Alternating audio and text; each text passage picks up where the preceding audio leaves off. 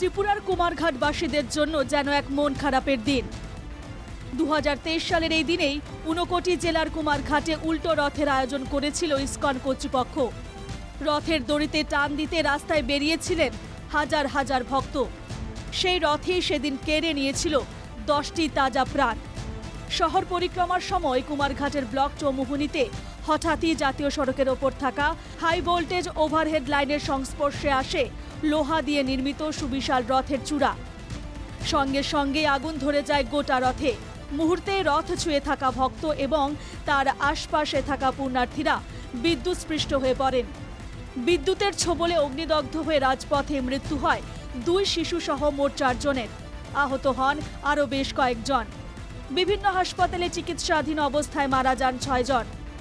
এক পলকেই সেদিনের রথযাত্রার আনন্দ বিষাদের রূপ নেয়। স্বজনহারাদের কান্নায় ভারী হয়ে ওঠে আকাশ বাতাস। সব মিলিয়ে সেদিন 10 জন প্রাণ হারিয়েছিলেন। সেদিনের ঘটনায় অনেকেই আজ রীতিমতো পঙ্গু। ঠিক 1 বছর পর কেমন আছেন স্বজন হারানো সেই লোকেরা? তাদের খবর নিয়েছিল এনকেটিভি বাংলা। আমাদের প্রতিনিধিকে কাছে পেয়ে তারা তুলে ধরলেন তাদের দুঃখ দুর্দশার কথা।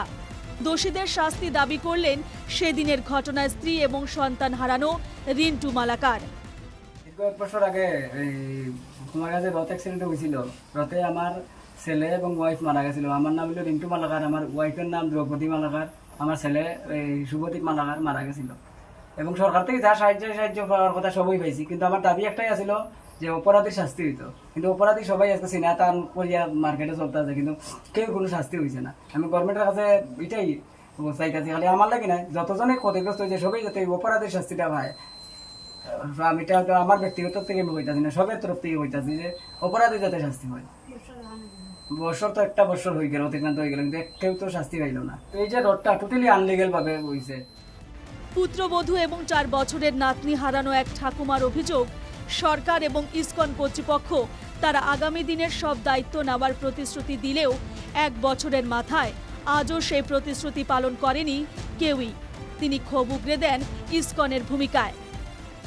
প্রায় 1 বছর হয়ে গেছে, 1 বছরের মধ্যে তারা কোনো খোঁজ খবর নাই, কোনো কিছু খবরই নাই। মায়ের কইছে বাধা দিব, বাধাও নাই। ইসকনে কইছে তারা বরণ পোষণ লেখাপড়া সব শিখাইব, এটারও কোনো খবর নাই। তারা কোনো কিছু হয়েছে যে না হয়েছে, কোনো শাস্তি দিব কি না দিব কোনো প্রমাণও নাই। বা ভগবান দাস হইয়া একদিন জিগাইল না যে মায়াটা কিরম আছে বা আসল বিষয়, গৌতম কিরম চলস বা কিতা, কোনো কিছু নাই। তাই তুই এখানে থেকে যাই, এখান থেকে আইয়া আমার দেখলো না। এই যে গৌতম যে কেমনে চলবো, কেমনে কিতা করবো, চাকরি বাকরি কিচ্ছু নাই, চলবো কেমনে? পরিবারটা যেরকমভাবে ধ্বংস করছে, মরছে 2 জন। উল্টো রথের সেই দুঃসহ স্মৃতি আজও তাড়া করে ফিরে স্থানীয় বাসিন্দাদের। ঘটনায় স্বতঃপ্রণোদিত মামলা হাতে নেয় কুমারঘাট থানার পুলিশ। রথকাণ্ডে ইসকন কর্তৃপক্ষ এবং রথ পরিচালন কমিটির মোট 9 জন অভিযুক্তের নামে আদালতে চার্জশিট জমা দেয় পুলিশ। দেখতে দেখতে কেটে গেল সেই অভিশপ্ত দিনের 1 বছর। ঘটনায় জড়িত মূল অভিযুক্তরা শাস্তি পাবে কি, প্রশ্ন স্বজনহারাদের। কুমারঘাট থেকে জনি ভট্টাচার্যের রিপোর্ট, এনকেটিভি বাংলা।